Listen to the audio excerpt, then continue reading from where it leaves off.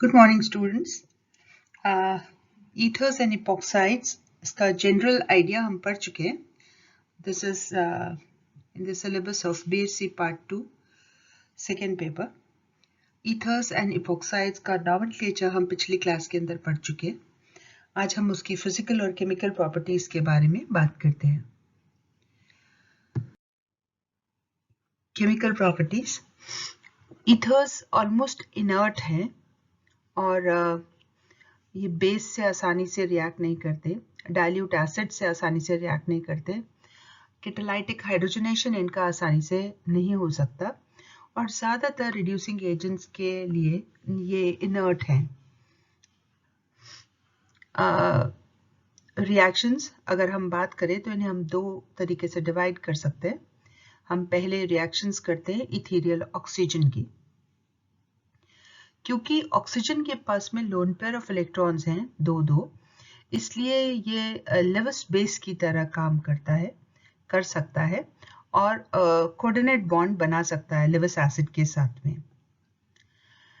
Examples देखें.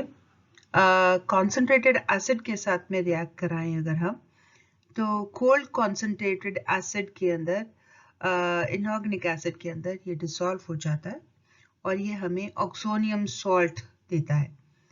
ये die alkyl oxonium chloride बना जब डाई एल्काइल ईथर को हमने HCl के साथ में ट्रीट किया. This cold concentrated inorganic acid.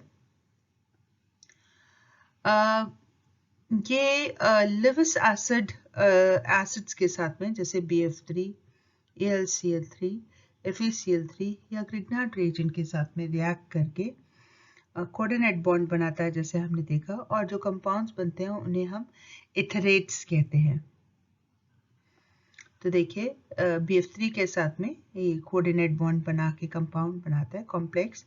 इसी तरीके से ग्रिग्नार्ड रिएजेंट के साथ में भी कॉम्प्लेक्स बनाता है, और क्योंकि ये कॉम्प्लेक्स बनाता है इसलिए ग्रिग्नार्ड रिएजेंट ईथर के अंदर डिसॉल्व हो जाता है. Reactions involving cleavage of carbon-oxygen bond.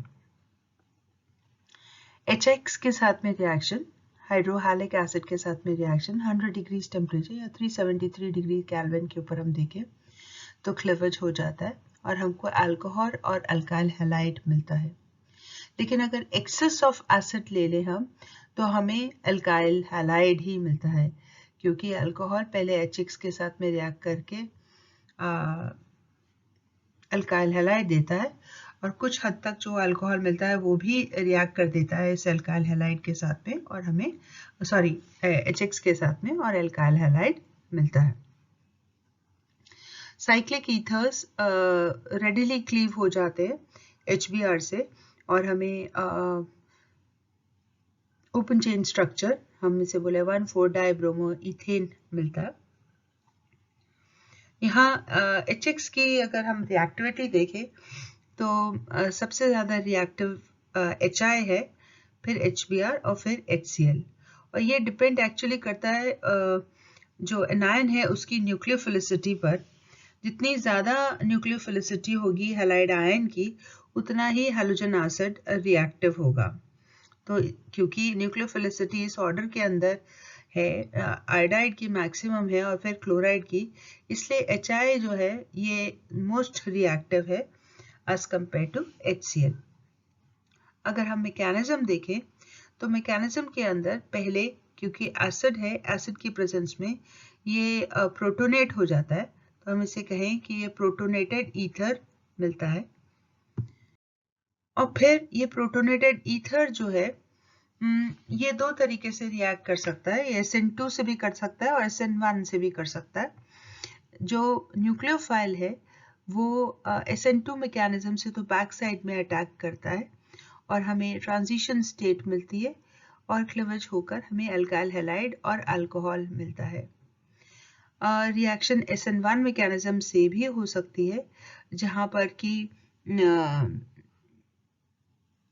जो अल्कोहल बना, इनफैक्ट ये नेक्स्ट हम कहें तो अल्काइल ग्रुप के साथ में ये प्रोटोनेशन हुआ और ये प्रोटोनेशन होने के बाद में स्लो रिएक्शन में एक कार्बोकेटायन निकल गया जो X- के साथ में या एनायन के साथ में न्यूक्लियोफाइल के साथ में रिएक्ट करके अल्काइल हैलाइड देगा। अब ये कहाँ से क्लीवेज होगा और क्यों होगा ये देखें। अगर दोनों ग्रुप्स R और R' जो है वो प्राइमरी ग्रुप्स है, अल्काइल हैलाइड जो है वो हमेशा छोटे अल्काइल ग्रुप के साथ में बनता है। से फॉर एग्जांपल ये इथाइल मिथाइल ईथर है, तो छोटा ग्रुप मिथाइल है तो हमें मिथाइल आयोडाइड मिलेगा और इथेनॉल मिलेगा। अगर एक ग्रुप मिथाइल और दूसरा ग्रुप जो है वो 1 या 2 डिग्री अल्काइल ग्रुप है तो रिएक्शंस जो हैं वो SN2 मैकेनिज्म से होंगे और halide ion again smaller alkyl group के ऊपर अटैक करेगा। से फॉर एग्जांपल हमने मिथाइल आइसोप्रोपाइल ईथर लिया, इसकी HI के साथ में रिएक्शन की, तो जो HI है that attacks the alkyl group, that is CH3 group rather than the isopropyl group, तो हमें मिथाइल आयोडाइड मिलेगा। अगर एक ग्रुप मिथाइल है और दूसरा ग्रुप टर्शरी अल्काइल ग्रुप है तो रिएक्शन SN1 मैकेनिज्म के थ्रू होती है, क्योंकि टर्शरी अल्काइल कार्बोकेटायन सबसे ज़्यादा स्टेबल होता है, इसलिए इसके थ्रू रिएक्शन होती है। एग्जाम्पल लें, अगर ये मिथाइल टर्शरी ब्यूटाइल ईथर है, अगर HI के साथ में रिएक्शन करें तो हम देखते हैं हमें टर्शरी ब्यूटाइल आयोडाइड और मिथेनॉल मिलता है, यानी क्लीवेज इस पोजीशन से होता है, यहाँ से होने की जगह। और साथ ही साथ ये भी है कि SN1 mechanism is favoured in polar medium, जहाँ पे कि कार्बोकेटायन आसानी से बन सकता है, और SN2 मैकेनिज्म हमेशा नॉन पोलर सॉल्वेंट के अंदर ज़्यादा आसानी से होते हैं। अगर अल्काइल अराइल ईथर्स हैं तो उस केस में ये 100% तय है कि हमको फिनॉल एज बाय प्रोडक्ट मिलता है और फिर अल्काइल आयोडाइड मिलता है। रीज़न ये है कि जो फिनाइल रिंग है उसके अंदर कार्बन जो है वो sp2 हाइब्रिडाइज स्टेट में है, और sp2 हाइब्रिडाइज स्टेट में होने से वो ज़्यादा इलेक्ट्रोनेगेटिव है। इलेक्ट्रोनेगेटिव होने से वो न्यूक्लियोफाइल को रिपेल करता है, और ये न्यूक्लियोफाइल एक्चुअली sp3 कार्बन के ऊपर अटैक करता है। sp3 कार्बन यानी साइड चेन के ऊपर जो कार्बन है उसके ऊपर अटैक करता है। और इसका दूसरा रीज़न ये भी है कि जो फिनाइल ग्रुप है वो बल्कि है, बिगर इन साइज है as compared to alkyl group, इसलिए आसानी से अल्काइल ग्रुप के ऊपर अटैक हो जाता है। जीसल्स मेथड, ये वो मेथड है जिससे हम अल्कोक्सी ग्रुप का एस्टिमेशन करते हैं। जो फिनोलिक ईथर्स है उसके अंदर मिथॉक्सी या इथॉक्सी ग्रुप का एस्टिमेशन करना हो तो हम जीसल्स मेथड यूज करते हैं, और इस मेथड के अंदर हम एक्सेस ऑफ HI के साथ में रिएक्शन करवाते हैं, हमें अल्काइल आयोडाइड मिलता है, और ये अल्काइल आयोडाइड को हम प्रेसिपिटेट कर देते हैं अल्कोहलिक सॉल्यूशन ऑफ AgNO3 के साथ में, तो हमें वाइट प्रेसिपिटेट मिलता है। इस वाइट प्रेसिपिटेट को हम सुखा लेते हैं और फिर वे कर लेते हैं, और इस के अमाउंट से हमें पता चलता है कि जो स्टार्टिंग मटेरियल था, जो फिनोलिक ईथर था, उसके अंदर कितने अल्कोक्सी ग्रुप, कितनी मात्रा में अल्कोक्सी ग्रुप्स हैं।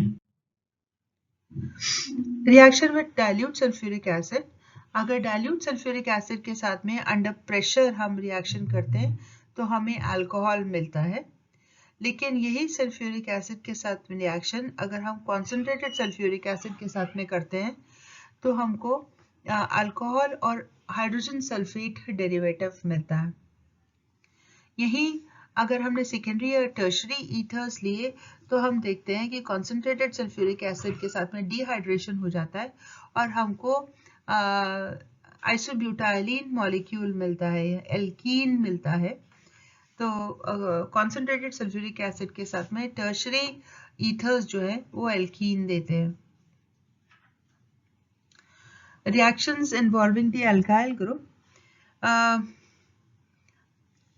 ऑटो ऑक्सीडेशन यानी अगर ईथर को लाइट में और ऑक्सीजन मिलता रहे, अगर छोड़ दिया जाए तो उसके ऊपर हाइड्रोपेरोक्साइड डेवलप हो जाता है, यानी ये अल्फा कार्बन एटम के ऊपर पेरोक्साइड ग्रुप आ जाता है। अगर हम यहाँ देखें एग्जाम्पल, तो ये 1-इथॉक्सी इथाइल हाइड्रोपेरोक्साइड है, और ये कंपाउंड जो है बहुत डेंजरस पेरोक्साइड है, क्योंकि ये वॉयलेंटली डिकम्पोज होता है एट हायर टेम्परेचर, इसलिए ये बहुत डेंजरस पेरोक्साइड है। और लाइट के अंदर अगर हम छोड़ दें इसको तो ये बन जाता है। लेकिन ये जो पेरोक्साइड है ये हाईली एक्सप्लोसिव होता है हाई टेम्परेचर के ऊपर, और अगर हम कहें कि ओल्ड सैंपल है हमारे पास में ईथर का और उसके अंदर पेरोक्साइड है, तो उसे निकालना बहुत ज़रूरी है, नहीं तो एक्सप्लोशन होने का डर रहता है। तो ये पेरोक्साइड जो ओल्ड सैंपल के अंदर प्रेजेंट है, इसको हम डिटेक्ट कर सकते हैं, या freshly prepared solution of ferrous sulphate के साथ में ट्रीट करें और फिर उसके बाद में KCNS डालें तो रेड कलर आएगा और ये दिखाता है कि इसके अंदर पेरोक्साइड्स है। और इन पेरोक्साइड्स को निकालने के लिए इसको हिला करके इसको ट्रीट करते हैं एक्वस सोल्यूशन ऑफ KI और फेरस सल्फेट। तो पेरोक्साइड्स जो है they are reduced to ether, and iodide is oxidized to iodine, and Fe+2 salt is oxidized, they are oxidized to Fe+3 salt. तो ये पेरोक्साइड को remove करना बहुत ज़रूरी है अगर हमारे पास में ईथर प्रेजेंट है और वो काफ़ी टाइम से रखा हुआ है। तो हैलोजनेशन, अब हैलोजनेशन डिपेंड करता है रिएक्शन कंडीशंस के ऊपर। देखिए, अगर डाइथाइल ईथर है, डार्क के अंदर हैलोजनेशन करें तो रिस्ट्रिक्टेड अमाउंट ऑफ हैलोजन के अंदर हमें अल्फा हेलो कंपाउंड और subsequently alpha alpha dash dichloro diethyl ether मिलता है। लेकिन अगर हम जो हैलोजन है वो एक्सेस में ले और फोटोकेमिकल कंडीशंस के अंदर रिएक्शन कराए तो हमको पर क्लोरो डाइथाइल ईथर मिलता है। पर क्लोरो इसलिए क्योंकि सारे के सारे H हैं वो Cl से रिप्लेस हो गए, तो पर क्लोरो डाइथाइल ईथर मिलता है।